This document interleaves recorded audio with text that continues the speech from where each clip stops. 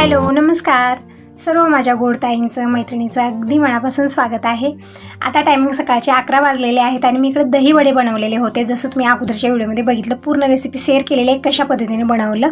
आणि जे थोडेफार बेटर मी ठेवलेलं होतं, नंतर मी तळलं आणि पाण्यात घालून फ्रीजमध्ये ठेवून दिलेलं आहे. म्हणजे जेव्हा आपलं मन खायचं होईल त्यावेळेस यावरती गोड दही चटण्या घालायच्या, पुदिन्याची चटणी, परत चिंच खजूरची चटणी हे टाकून सर्व करायचं. खूप छान हे दही वडे लागतात. तर इकडे भांडे पण खूप सारे झाले. जेव्हा अशी रेसिपी बनते ना, भांडे मात्र खूप सारे बेहिशोब पडतात. जे हाताला येईल ते आपण घेत जातो आणि करत असतो. आणि ज्यावेळेस घाई गडबड असते ना, त्यावेळेस तर सांगूच नका, असा प्रकार होतो की रॅकमधले भांडे घ्यायचे आणि वाढायचं. कारण आपल्याला त्यावेळेस घाई गडबड असते, हे विचार नसतो की भांडे किती पडत आहेत. ज्यावेळेस आपण क्लीन करायला घेतो ना, त्यावेळेस कळतं की बाबा किती भांडे झालेले आहेत. तर अगोदर सगळे भांडे मी किचन काउंटरवर घेतलेले आहेत. म्हणजे भांडे मी खूप सारी इथंच ठेवत नाही, एक मोठं पातेलं गेले त्यामध्ये भरून ठेवते, म्हणजे खूप सारे किचनवर भांडे दिसू नये. नंतर ज्यावेळेस मला क्लीन करायचं त्यावेळेस स्वच्छ धुवून घेते, घासून स्वच्छ धुवून घेतलेलं आहे. भांडे सगळे क्लीन झालेले आहेत, किचन काउंटर स्वच्छ झालेला आहे. तर किचनची कामं आवरलेली आहेत, म्हणजे किचनपासून फ्री झालेली आहे. आता बघूया बेडरूममध्ये, हॉलमध्ये काय अवस्था झालेली आहे. म्हणजे जसं सगळ्यांची आंघोळ होते, इकडे एक टावेल तिकडे एक टावेल असं पडतं. आणि शेरूचंही खाणंपिणं झालेलं आहे, त्यालाही टाकलेलं आहे, ते पण निवांत आता बसलेलं आहे. आणि दिनेश इकडं कम्प्युटरवरती टायपिंग चालू आहे. टायपिंग करून करून बोर झालं की मग काहीतरी लावून बसतो. तर असं त्याचं चालतं राहतं. आता मी आलेली बेडरूममध्ये, बघू शकता बेडशीटची अवस्था काय झाली. म्हणजे खूप दिवस झाले मी चेंज केलेलं नाही आहे. कमीत कमी 8 दिवस तरी झाले असतील, त्यावरून झाले असतील. म्हणजे झालंच नाही मला हे चेंज करणं. तर दररोज उद्या उद्या म्हणतो आपण, पण ते उद्या काही उजळेच ना. पण ज्यावेळेस आठवण येते त्यावेळेस पटकन ही कामं मी करून घेत असते. आणि घरामध्ये सगळ्यात मेन 3 वस्तू असतात. काय काय? एक तर असतं किचन आपलं, दुसरं आहे बेडरूम आणि तिसरं आहे बाथरूम. या 3 गोष्टी घरामध्ये स्वच्छ असल्या ना, तर पूर्ण घर आपलं स्वच्छच आहे. तर आता मी बेडशीट चेंज करत आहे, कपडे वगैरे आहेत, भांडे काय क्लीन झाले, किचनचं मी आवरलेलं आहे. आता बेडरूमचं आवरून घेते आणि कपडे मी धुवून घेणार आहे. आणि इकडे बेडशीट वगैरे सगळे हे धुवायला मी घेतलेले आहे, पण आज धुवणार नाही. आज कारण का धुवणार नाही, खूप आभाळ आलेला आहे. हे सगळे कपडे धुले तर वाळणार नाहीत, म्हणून मी जास्त आज कपडे धुवायला घेणार नाही. तसेच बकेटात भरून ठेवते आणि जेव्हा छान ऊन येईल ना, त्यावेळेस मी धुणार आहे. कारण असे बेडशीट किंवा आपण उशीची खोळ वगैरे धुतो ना, थोडेसे जाड असतात, त्यासाठी ऊनही जास्त लागतं. पण आजकाल ऊन असं असतं ना, असून नसल्यासारखं. म्हणजे पूर्ण उन्हाळा असाच गेलेला आहे. पाडवा झाला तर थोडे दिवस ऊन होतं बऱ्यापैकी, 15 दिवस तरी कडक ऊन होतं. म्हणजे त्यामध्ये आपण पापडं केले, काही कुरडी केली, व्यवस्थित वाळणार होतं. पण तेव्हा होते लग्न, मग लग्न आणि इकडं तिकडं फिरणं झालं आणि कुठलंच घरचं मी आवरलेलं नाही आहे. आणि आता आवरायचं तर विचार करत आहे, म्हणजे आता पापड वगैरे घालायचा विचार करत आहे, तर ऊनच नाही आहे, असा आडपाय येत असतो आपल्याला. तर असं आता बेडशीट वगैरे मी बकेटात भरून ठेवणार आहे. आणि मला फरशी पुसायची अगोदर, तर इकडे मॉप इकडे आणून ठेवले. म्हणजे इकडच्या रूममध्ये ठेवत असते जे एक्स्ट्राचं असतं, कारण तिकडच्या रूममध्ये जास्त काही पसारा नसतो. जसं किचनमध्ये, बेडरूममध्ये किचन असतं भांड्यानं भरलेलं आणि बेडरूम असतं कपड्यानं भरलेलं. पण तिकडच्या रूममध्ये कोणीतरी सोयरे वगैरे आले त्यांच्यासाठी व्यवस्था आहे सगळी. परत जे हे आपलं एक्स्ट्राचं एखादी सामान असलं तर तिथं नेऊन मी ठेवत असते. तर मॉप घेऊन आलेले आहे, लिक्विड टाकलेलं आहे आणि नळ चालू केलेला आहे. तर पाणी भरून घेतलं आणि यामध्ये हे जे आहे ना ब्रश, आपण त्यामध्ये बुडवायचं आणि डीप करायचं आहे आपल्याला. आणि इकडं जे आहे ना प्रेस करण्याचं छान ऑप्शन आहे, अजिबात पाणी राहत नाही. आणि छत्री कशाला काढलेली होती, तर दररोज पाऊस येतो त्यामुळे छत्री घेतलेली होती. तर इथंच ठेवलं, तिकडच्या रूममध्येच मी नेऊन ठेवलेली आहे. म्हणजे व्यवस्थित आपल्याला भेटूनही जातं घाई गडबडीत. इकडं तिकडे ठेवलं तर भेटत नाही, नंतर शोधाशोध होते. तर सगळ्या वस्तू जे आहे ना आपल्याला व्यवस्थित ठेवणं हे गरजेचं आहे, म्हणजे घाई गडबडीत सगळं भेटून जावं.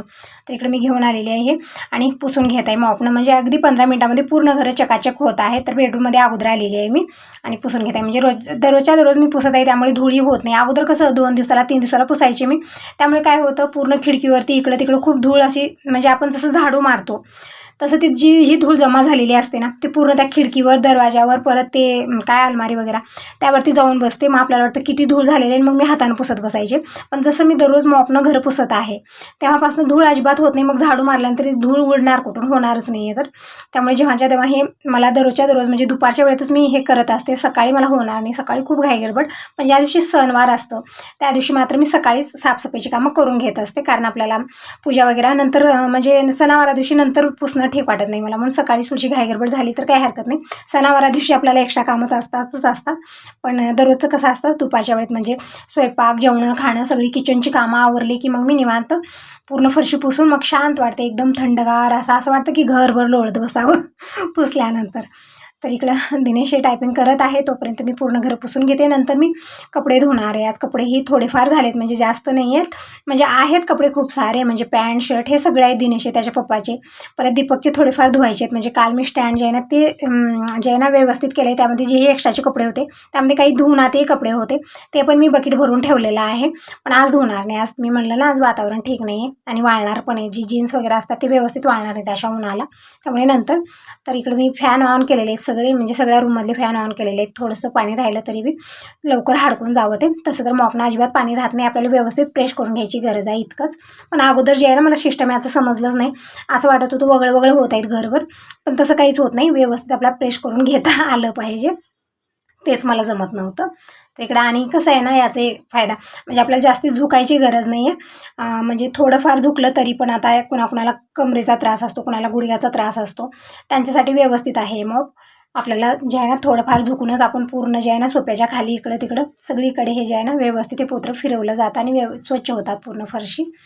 तर झालेलं आहे. आता बाहेरचं पोर सकाळच्या वेळेतच मी धुवून घेत असते, तरी पण आता यावेळेत केमिकलचं जे पाणी आहे त्यानं मी स्वच्छ करून घेणार आहे. तर इकडे आणलेले बाहेर आणि शिरूला ना तिकडच्या साईडला बांधलेला आहे, म्हणजे शांत बसणार नाही, आगावपणा खूप करतो. तरी पण इथं बघू शकता येतच असतो, तिकडं बांधलं इकडं बांधलं तरी पण ते साखळी जितकी लांब आहे तिथवर तो येतच येतो. चपाती टाकलेली आहे, मनात आल्यासारखं आहे याच्या. कधी कधी दूधच पितो, कधी कधी चपातीच खातो, असं आहे. असो कालचा दिवस असा गेला, हा दुसरा दिवस आहे. तर सगळ्यांना गुड मॉर्निंग, श्री स्वामी समर्थ. आजचा वार गुरुवार आहे, तर आज पूर्ण देवारीची डीप क्लिनिंग होणार आहे. म्हणजे प्रत्येक गुरुवारी मी कशा पद्धतीने पूजा करते, म्हणजे आरामात 1 ते 2 तास मला लागतात. कारण का पूर्ण देवघराची डीप क्लिनिंग होते. मार्बलचं देवाराचं कसं असतं ना, थोडंसं आपण धूप दिवा जास्त प्रमाणात लावलो की लगेच ते ज्याला वाफ लागल्यामुळे काळपटपणा चढतो त्याला. मग प्रत्येक गुरुवारी अशा पद्धतीने मी पूजा करत असते. तर सगळंच मी काढते, जी ही पूजेची आता भांडे आहेत, देवा आहेत, सगळं पूर्णपणे. परडी मी वरच्या साईडला ठेवलेली परडी पण काढून घेतली, म्हणजे स्वच्छ धुवून ठेवते. आणि आसन ठेवलेले परडीसाठी ते पण मी काढून घेतलं, म्हणजे सगळे आसन वगैरे मी आज चेंज करते. तर पूर्ण मंदिर जे आहे ना तरी कामं झालेलं आहे. आता हे लिक्विड जे आहे फरशी क्लीनर आहे, तेच मी घेतलेलं आहे. यानं मार्बलचं म्हणजे टाईल्स असो मार्बल असो व्यवस्थित निघतात. तर टाकलेलं आहे थोडंफार. आणि इथे एक मी कॉटनचा कपडा घेतलेला आहे, म्हणजे काही असं स्क्रॅच पडायसारखं मी काही घेतलेलं नाही आहे, घासणी वगैरे.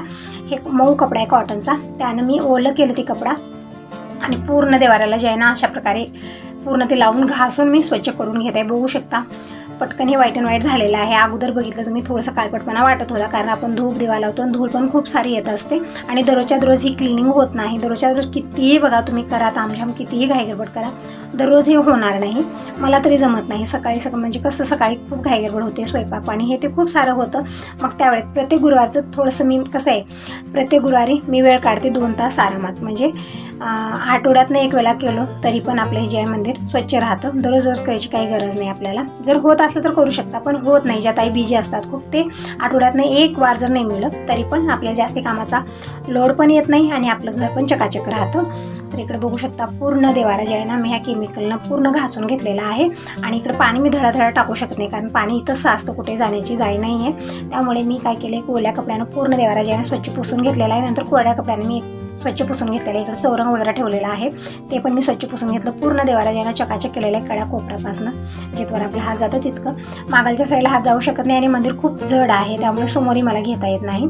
तर मागलच्या साईडला ना जितकं होईल तितकं मी पुसून घेतलेलं आहे. जोपर्यंत मी देवारा स्वच्छ करत होते तोपर्यंत दिनेशनं फुलं पण घेऊन आलेले आहेत, म्हणजे लाल फुल एकही लागे ना. आता दासाळ्याचं काय झालं काय माहिती, भरपूर पाणी घालत आहे तरी पण एकी जास्वंदी ना दासाळ कुठलंच फुलं उगवत आहे. लाल कलरचं सगळे व्हाईटच आहेत. तर बघू शकता सगळे देव इथंच विराजमान आहेत. अगोदर मी देवांना पितांबरी लावून छान घासून स्वच्छ केलेलं आहे. आता हे जे हत्तीचे गजलक्ष्मीचं रूप आहे ते पण मी स्वच्छ केले पितांबरीनं. आणि हे सगळे उतरंडीचे तांबे आहेत, 10 तांबे आहेत माझ्याकडे. सगळेच मी पितांबरी लावून छान मी स्वच्छ करत आहे. परत कळशाचा तांबे आहे ते पण स्वच्छ करायचं आहे, पाणी झाडांना टाकून येते. इकडे बघू शकता एक तांब्या न क्लीन करता आणि एक तांब्या क्लीन केलेला आहे. तर छान चमक आलेली आहे, म्हणजे पितांबरी छान चमक येते. पण धुल्यानंतर अगोदर आपल्याला कॉटनच्या कपड्याने पाणी पूर्ण पुसायचं आहे, कारण पाण्याचे डाग पडतात लगेच याच्यावर, त्याने लगेच रंग बेरंग होतो, एकदम लोखंडासारखा कलर होतो याचा. तर अगोदर मी सगळे 10 तांबे जे आहेत ना ते मी स्वच्छ करून घेतले. आणि थोडेफार तांबे पितळचे जे भांडे आहेत देवाचे थोडेफार मी बांधून ठेवलेले आहेत, कारण खूप सारे आहेत माझ्याकडे. अशी जी तांबे आहेत नाही कळशाचे, अशी 2 आहेत. परत देवाच्या जी तांबा पितळचे ताटले असतात, म्हणजे यामधलं थोडंसं मला फरक समजेना तांब आणि पितळ कशाला म्हणतात. तर असं ताईनं थोडंसं मी काढून ठेवलेले आहेत, कारण पितांबरीनं घासून घासून माझे हात जे आहेत ना खूप खराब होत आहेत. खूप केमिकल असतं पितांबरीमध्ये, त्यामुळे थोडेफार जितके आपल्याला लागतात दररोज तितकेच मी ठेवलेले आहेत. तर कशातलं पाणी मी अगोदर झाडांना टाकून आलेले आहे. दिनेश इकडे काय करत आहे, तर ते जे आहे ना पुशअप मारण्यासाठी वरती दाव बांधलेला आहे, ते खालीवरी झाले असं म्हणत होता. तर त्याला सोडून व्यवस्थित करत आहे, स्टँड वगैरे लावलेला आहे हॉलमध्ये पूर्ण पसरून. असं तो त्याच्या नादात आहे आणि मी पटकन देवपूजा करून घेते. तर इकडे सगळे कळशाचे तांबे आहे आणि उतरणीचे तांबे आहेत, सगळे मी छान स्वच्छ करून घेतले आणि कॉटनच्या कपड्यानं पूर्ण पाणी पुसून घेतलेलं आहे. डाग पडू नये त्याला म्हणून पटकन पुसून घ्यायचं आहे आपल्याला. आणि इकडे मी आसन पण आज चेंज केलेलं आहे, म्हणजे अगोदरचं जे आहे ना शेंद्री कलरचं होतं, आता मी इकडे चॉकलेटी कलरचं आसन अंतरलेलं आहे, म्हणजे देवासाठीचे आसन आणून ठेवलेले आहेत. ओम ओम लिहिलेलं आहे याच्यावरती. तर अगोदर मी उतरणीचे तांबे लावून घेते. तर 10 तांबे आहेत, मी इकडच्या साईडला हे उतरणीचे तांबे लावून ठेवते आणि कळश स्थापना पण मी लगेच करणार आहे, म्हणजे समोर देव ठेवलो की आपल्याला नंतर तिकडे मागं हात जात नाही, म्हणून मी अगोदर जे आहे ना मागलच्या साईडला हे उतरणीचे तांबे, इकडच्या साईडला मी कळश ठेवलेला आहे. आणखीन साईबाबांचा अभिषेक मला करायचा आहे, म्हणजे प्रत्येक गुरुवारी साईबाबांच्या मूर्तीचा मी अभिषेक करत असते, पण अगोदर रोजची देवपूजा करते, कारण किचन काउंट पूर्ण भरलेला आहे सगळं ठेवल्यामुळे. म्हणून जसं एक एक क्लीन करत आहे, स्वच्छ करत आहे, पुसून पुसून मी देवाला ठेवत आहे. तर देव पण बघू शकता एकदम सोन्यासारखी चमक आलेली आहे. तर प्रत्येक गुरुवारी अशा पद्धतीनं पूजा होते, म्हणून थोडासा लेट मला जास्त होतो, म्हणजे जसं मी तुम्हाला अगदी 10 मिनिटामध्ये सगळं दाखवते खूप फास्टमध्ये, पण मला करताना पूर्ण 2 ते 2.5 तास आरामात लागतात. तर सगळे देव मी अशा प्रकारे विराजमान केले. म्हणजे देवारा जे छोटा आहे ना त्यावरती आसन टाकून मी विराजमान केलेला आहे. आणि कळशाचे तांबे, परत उतरणीचे तांबे जे आहेत ना ते मागलच्या साईडला, आणि गणपती बाप्पाचा फोटो पण ठेवलेला आहे. आणि देवाऱ्यामध्ये पण गणपती बाप्पा अशा प्रकारे जे आहे ना पेंटिंग बनवलेली आहे, खूप सुंदर ते दिसतं. तरी पण एक फोटो पण ठेवलेले आहे मी. आणि देवांना मी हळदी कुंकू चंदन, कळशाच्या तांब्याला, उतरणीच्या तांब्याला सगळ्यांना मी हळदी कुंकू चंदन लावलेला आहे. परत मी फुलं वाहिलेले, थोडेसे व्हाईट अँड व्हाईट आहेत, कारण यामध्ये कलरफुल फुलं नाही आहेत लाल कलरचे. असो परडी मी स्वच्छ धुवून घेतली. आणि वरच्या साईडला जे आहे ना मी आसन अंतरलेले, आसनावरती परडी ठेवलेली आहे. आणि हे जे आहे ना फुलं, म्हणजे जे हार आहे जे आपल्याकडे रेडीमेड आहे ते पण मी धुवून ठेवलेलं आहे. परत हत्ती, म्हणजे गजलक्ष्मीचं रूप आहे, ते मी वरच्या साईडला ठेवलेले आहेत, हत्ती इकडच्या साईडला, आणि पूजा केलेली आहे. तर रोजची देवपूजा झालेली आहे, पण आणखीन रांगोळी काढायची आहे, दीप प्रज्वलित करायचा, पण त्या अगोदर मी साईबाबांच्या मूर्तीचा अभिषेक करून घेते. तर प्रत्येक गुरुवारी मी ड्रेस चेंज करते बाबांची, म्हणजे वस्त्र चेंज करत असते, म्हणजे बोलण्यामध्ये थोडासा फरक येतो. माझ्या भाषामध्ये खूप फरक आहे. माझी फक्त साधी सिंपल भाषा असते, जी आपण घरात रेग्युलर बोलतो तशीच भाषा आहे, कारण हे कर्नाटक आहे, तितकं मला मराठी समजत नाही, म्हणून थोडंफार इग्नोर करा, काही चुकलं मुकलं सॉरी म्हणत आहे अगोदरच. तर मी वस्त्र साईबाबांची मी चेंज करत असते. अगोदरचे जे आहे ना शेंद्री कलरचे होते, आता मी व्हाईट कलरचे जे आहेत ना आज वस्त्र काढलेले आहेत. तर इकडं तीर्थ बनवून घेतलं मी, दूध, दही, तूप, साखर, तुळशीचं पान हे टाकलेले. मोहळाचं मध नव्हतं माझ्याकडे आज, त्यामुळे इतकंच टाकलं. आणि साईबाबांचं मी तीर्थानं आणि पाण्यानं अभिषेक करून घेतलेला आहे. कॉटनच्या कपड्याने स्वच्छ मी मूर्ती पुसून घेतली आणि व्हाईट कलरचा आज मी पोशाख बाबांना घातलेला आहे. आणि हे जे माळा आहेत ना हे माळा पण मी घातले आहेत, खूप साऱ्या माळा आहेत, रुद्राक्षाचे आहे, परत मोतीचे आहे, माळा घातलेल्या आहेत. फेटा मी बाबांना घातलेला आहे. आणि मी अगोदर ना इकडे चौरंगावरती ठेवत होते, पण आता मी इथंच देवाऱ्यामध्येच साईबाबांची मूर्ती जी आहे ना ते ठेवले, कारण आरतीचं ताट जे आहे ना ते ठेवण्यासाठी चौरंगावरती मी केलेलं आहे. आणि परत सगळ्या फोटो पण मी सगळ्या स्वच्छ करून घेतलेल्या आहेत, म्हणजे प्रत्येक गुरुवारी फोटो पण दररोज नाही होत, प्रत्येक गुरुवारी सगळ्या फोटो वगैरे सगळं मी स्वच्छ करत असते. रांगोळी मी काढून घेतलेली आहे, सगळं व्हाईट अँड व्हाईट आहे, बघू शकता. की यामध्ये कलरफुल काही दिसत नाही तुम्हाला, कारण फुलं लाल लागत नाहीत, सगळे स्वास्तिकचीच फुलं आहेत त्यामुळे. आणि पांढरी, आणि रांगोळी पण पांढरी म्हणजे व्हाईटच आहे, त्यामुळे असं वाटत आहे.